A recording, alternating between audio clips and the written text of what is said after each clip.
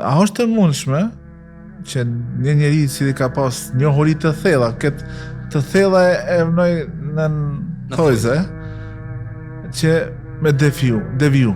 Kur ndalemi edhe lexojmë nga historia islame, po edhe vetë Kurani që na i cek disa shembuj, i cili ka qenë një njeri i ditur, mirë po e ka josh dunjaja. Allahu inshallah na bën të çndrueshëm, para arsyes edhe në fillim e cekam edhe ajetin dhe hadithin që shysh e cek edhe ti, ku falëndrimi takon Allahut që Allahu na ka udhëzu, kjo janë dhunti e tij. Pastaj edhe Aisha radhiyallahu anha ku tregon për hadithin e njohur që prej lutjeve më të shpeshta të pejgamberit sallallahu alaihi wasallam ishte o rrotulluesi i zemrave, bën e zemrën time të çndrueshme në fejen tënde.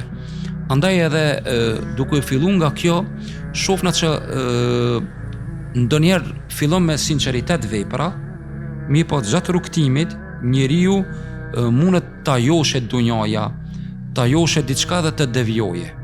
Edhe këta edhe njeriu i ditur ndodh.